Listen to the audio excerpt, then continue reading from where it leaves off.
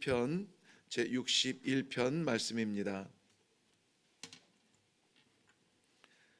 시편 제61편 말씀 3절과 4절입니다.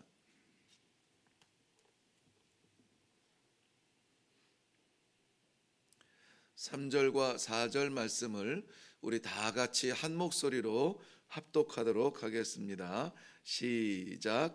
주는 나의 피난처시요 원수를 피하는 견고한 망대이심이니이다. 내가 영원히 주의 장막에 머물며 내가 주의 날개 아래로 피하리이다. 셀라. 아멘. 보통 그 뒤에 있는 셀라는 읽지 않습니다. 왜냐하면 이것은 음악으로 치면은 어떤 기호와도 같은 건데, 요 부분에서는 소리를 높여서 이렇게 높여서 부르라 이런 그 기호 같은 거거든요. 그런데 저는 아무튼 이 셀라가 나올 때마다 꼭 빼놓지 않고 읽어요. 그때 그저 습관적으로 말씀을 읽다가도 높여라, 높여라, 새롭게 하라, 뭐 이런 사인 같은 말씀이 들어서 이 셀라를 저는 같이 읽습니다. 이 뭐 원래 읽네 안 읽네 뭐 그런 것 가지고 고민하지 않기를 바랍니다. 제가 심지어는 우리 사역자 가운데 이제 아이를 낳아서 이름을 지어달라고 부탁을 하더라고요. 그 아이의 이름을 셀라라고 지어준 적이 있습니다. 셀라. 그 지역에 이슬람 무슬림 땅인데 아이들은 그저 말 배울 때부터 그냥 알라를 배우거든요. 알라, 알라. 그 알라를 외치며 소리 높여 사는 그 사람들, 새벽마다 동트기 전에 제일 먼저 들리는 소리가 그 전기도 없는 마을에서도 이 제너레이터이죠, 조그만 발전기, 그걸 틀어서라도 그 새벽에 스피커를 달아서 그냥 알라와 그 말을 알라를 외치게 하거든요. 근데 이 땅에서 너의 삶은 하나님을 외치기를 바란다, 하나님의 이름을 높이는 사람이 되라, 그런 의미로 설교를 하면서 아이의 이름을 셀라로 지어준 기억이 납니다.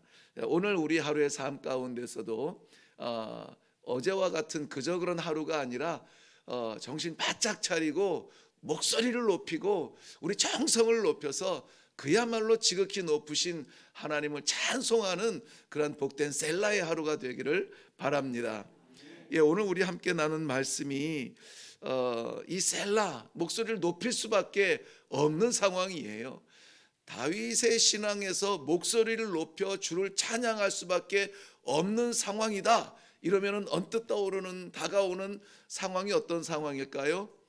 어려운 상황입니다. 어려운 상황이에요. 기쁠 때 찬송하고 행복할 때 노래하는 거는 세상에 누구나 다 할 수가 있습니다. 그런데 정말 하나님을 신뢰하고 하나님 내 안에 살아계심을 믿는 사람들이 할 수 있는 이 찬양은 어려울 때 나오는 찬양이에요. 답답할 때 부르는 찬송이에요. 오늘 그 내용의 말씀이 나와 있습니다. 시편 50편 우리 살펴봤지만 15절 말씀에도 환난 날에 나를 부르라, 내가 너를 건지리니 내가 나를 영화롭게 하리라. 환난과 영화는 서로 어울리지 않는 단어라고 했습니다. 그런데 환난 가운데 하나님을 붙들고 기도하며 찬송하는 그 영혼이야말로 야, 네가 진짜구나, 이런 의미의 영광을 받으신다는 거예요. 네가 진짜구나 하는 그 하나님을 향한 신뢰가 오늘 우리의 삶 가운데 가득하시기를 바랍니다. 사무엘하 7장에 보면은 선지자 나단을 통해서 하나님께서 다윗에게 하신 약속의 말씀이 있습니다.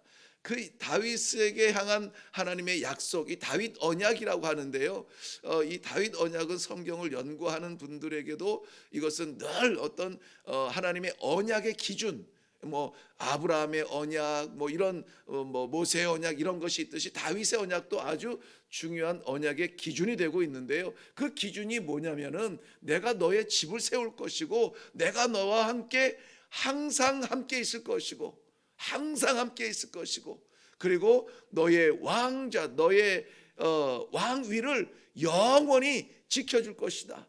영원히 지킨다는 말을, 너의 왕위를, 너의 너의 가족을, 너의 왕위를 이렇게 반복하면서 3번이나 이야기하세요.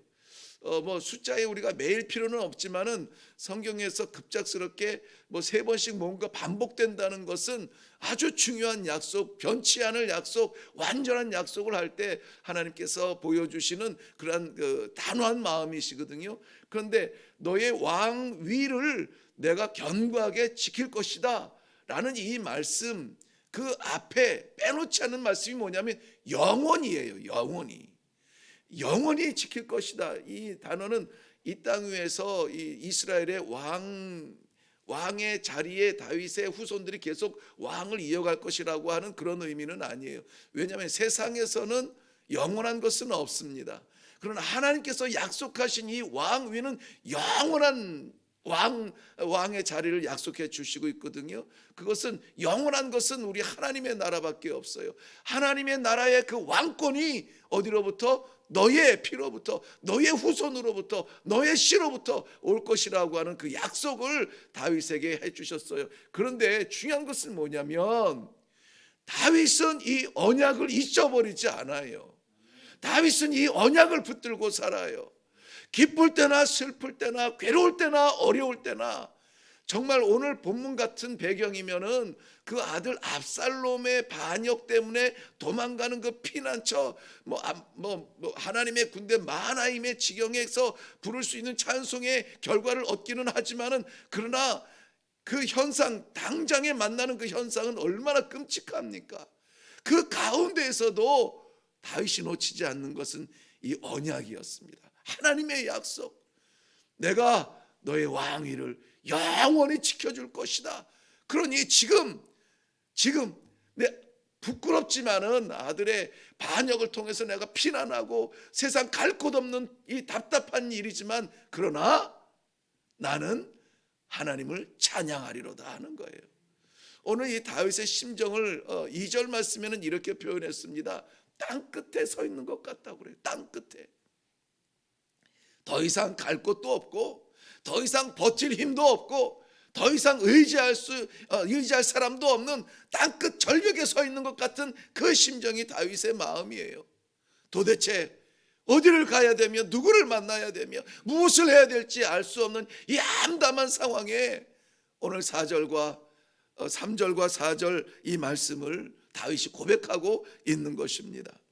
자, 우리 거기에서 다윗의 고백을 한번 봐요. 2절 말씀 우리 보지는 않았습니다만은, 다윗이 지금 거기에서 땅 끝에 있는 그 심정으로 하는 첫 번째 그의 행동이 뭐냐면 주께 부르짖는 거였습니다. 주께 부르짖는 것. 막막한 지금 이 현실 가운데서 하나님의 언약을 기억하면서 그가 할 수 있었던 것은, 하나님, 저 다윗이에요. 하나님이 약속하신 그 영원한 왕위를 약속하신 다윗이에요. 하나님을 찾으며 하나님께 부르짖고 있다라고 하는 것입니다.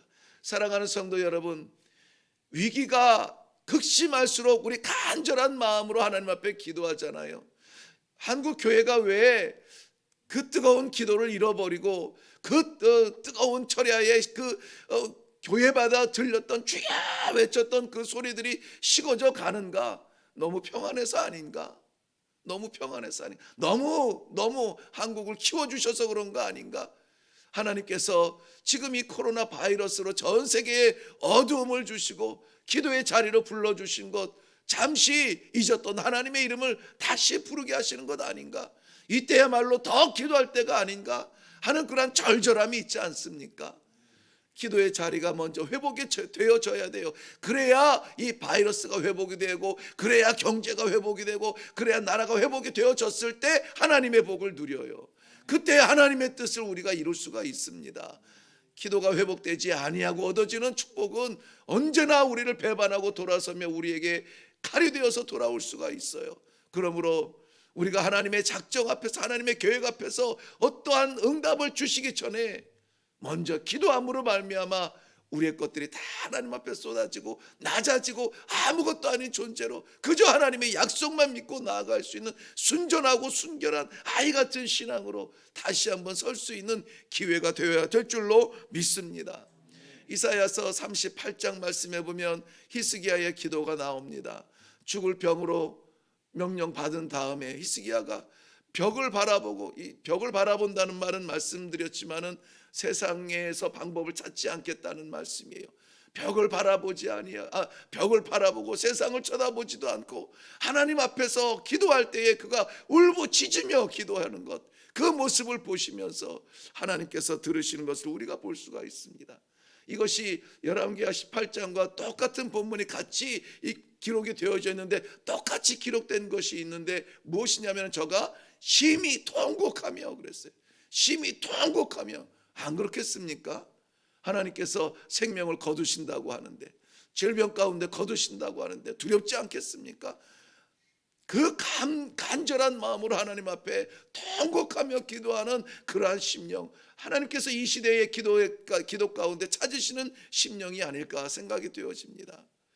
기도는 많이 유창해졌고 기도는 많이 이 정석으로 잘 이렇게 되는 것 같은데, 정말 간절한 기도, 그냥 고상한 그러한 기도가 아닐지라도, 지난 금요 기도회 때 저희가 한번 나눈 그런 생각이 납니다. 뭐 아나운서 멘트 같이 그렇게 막 똑똑 부러지면서 이 시대를 정확하게 들여다볼 수 있는 그러한 무슨 정보를 공유하는 듯한 그러한 것은 못 될지라도, 그저 말이 좀 어눌하고 문법이 좀 틀려고 앞뒤가 좀 꼬여도 진정의 속에서 우러나오는 아버지, 이 예배를 붙들어 주시고 복을 주세요. 성도의 마음을 받아주시고 은혜를 베풀어 주세요. 아버지, 시대를 불쌍히 여겨주시고 고쳐주세요. 이런 간절한 기도가 될 때에 하나님께서 들으시지 아니하겠는가 하는 그러한 마음이 들어서 함께 나눴습니다. 오늘 이 다윗은 땅 끝에서 할 수 있는 것이 기도밖에 없다 그랬습니다. 하나님을 부르짖고 하나님을 외치고, 주여 저예요, 다윗이에요, 하나님 약속하신 것 있잖아요, 하나님 저를 기억해 주세요. 기도하는 그 모습을 우리 다윗을 통해서. 그런데 히스기야의 그 기도가 어디에서 나왔냐면요, 열왕기하 18장에서 히스기야를 설명하면서 그 얘기를 해요. 저는 다윗의 길을 따른 사람이라고 설명을 합니다. 다윗이 한 그 모든 행동을 따라서 했다고 말을 해요. 그 다윗이 어떻게 했는지를 학습하고 연구하고 그대로 그 자취를 따라가려고 애를 쓴 거예요. 기쁘고 승리할 때는 어떻게 했지? 다윗 왕이 괴롭고 힘들 때는 어떻게 했지? 그 모습을 따라간다라고 했습니다. 그러므로 히스기야의 신앙은 하나님께서 부어주신 은혜이기도 하지만은 다윗의 그 신앙의 흔적이 전승이 되어지는 아름다운 모습 속에서 하나님이 응답을 해 주시는 겁니다. 우리의 시대에 응답하신 하나님, 우리 다음 세대에도 응답하셔야 되지 않겠습니까? 우리 어머니 세대에 응답하신 하나님의 그 은혜를 받고 우리가 살아가는 것 아닙니까? 그러므로 사랑하는 성도 여러분, 세상 끝에 서 있는 것 같은 암담한 속에서 우리가 할 수 있는 것, 아버지께 부르짖는 것밖에 없는 줄로 믿습니다. 그 하나님이 어떤 하나님이냐, 오늘 본문에서 다윗이 소개하는 하나님이 있습니다. 2절 말씀 하반절에 보면은 나보다 높은 바위라고 설명합니다. 3절에 넘어가서 보면 나의 피난처시고 견고한 망대시라고 그렇게 하나님을 표현하고 있습니다. 4절 말씀에 보면 내가 피할 날개와 같은 하나님의 은혜를 사모하는 심령으로 기도하고 있습니다. 기도는 그저 여러 가지 기도가 있지만은 두 가지가 있는 것 같아요. 그냥 기도는 딱 두 가지. 오늘 이 말씀을 묵상하면서, 그렇지, 기도는 뭐 통성기도 있고 침묵기도 있고 무슨 기도 있고 여러 가지 뭐 있지만은, 기도는 어떤 기도가 있을까요? 믿음의 기도와 믿지 않는 기도. 기도하는데 믿지 않는 기도가 있을까요? 기도는 분명히 믿음의 기도가 있습니다. 하나님을 확실하게 믿고 나를 붙들어 주시고 기억하실 하나님을 믿는 믿음으로 주야 외치는 간절한 심령으로 하나님 앞에 쏟아놓는 기도가 있고, 중언부언하는 기도가 있다라고 이야기했습니다. 중언부언, 입술은 움직이고 성대는 움직여서 말은 나와서 그것이 소리가 되지만은 간절한 믿음의 기도가 되지 못하는 그러한 기도 하나님이 외면하신다 말씀하시는 것입니다. 히브리서 11장 6절 말씀의 믿음장의 기도인데요, 믿음이 없이는 하나님을 기쁘시게 못하나니 하나님께 나아가는 자는 반드시 그가 계신 것과 또한 그가 자기를 찾는 자에게 상 주시는 이심을 믿어야 할지니라. 믿음으로 시작해서 믿음으로 끝나요. 믿음으로 나아가고 믿음으로 찾고 믿음으로 부르고 믿음으로 아멘 할 때에 하나님께서 상 주시는 겁니다. 은혜 주시는 거고 응답을 주시는 거고 길을 열어주시고 회복을 허락해 주시는 것입니다. 다윗의 믿음이 어떤 믿음이었다고요? 내가 더 이상 도망갈 수 없는 그 자리에서 나보다 높은 바위가 되어서 나를 거기에다 세워주실 하나님, 그 하나님을 나는 믿습니다 하는 거예요. 내가 더 이상 피할 자리가 없을 때 나를 품어주시어서 누구도 침노하지 못하는 나의 피난처 되시는 하나님을 내가 믿습니다. 고독하고 외로운 순간에 아무도 의지할 수 없는 순간에 그 날개 아래 나를 품어주시어서 나를 지켜주시는 그러한 우리 하나님의 은혜의 날개를 믿습니다. 이러한 믿음의 기도가 오늘 이 아침에 우리 가운데 있기를 바랍니다. 이 한순간뿐만이 아니에요. 우리는 여기에서 뭘 하냐면은 약속하는 겁니다. 하나님께서 저에게 그렇게 언약 약속을 해 주시면은 저도 하나님과 함께 나아가겠습니다. 이것을 우리는 서원이라고 해요. 하나님은 우리를 지키신다 약속하세요. 부르는 자에게 응답하신다 약속하세요. 더욱이 환난 가운데 부르는 이에게 응답하신다 하나님은 분명히 약속해 주세요. 하나님의 약속은 되어 있습니다. 그러면 이제 나타나야 될 것은 무엇이냐? 우리의 약속이에요. 우리의 약속. 이것을 서원이라고 하는데 오늘 본문에서는 8절 안에 이것을 두 번이나 써. 이게 성경에 많이 나오는 단어는 아닌데 서원, 내가 하나님 앞에 드린다는 나의 약속이 두 번이나 등장해요.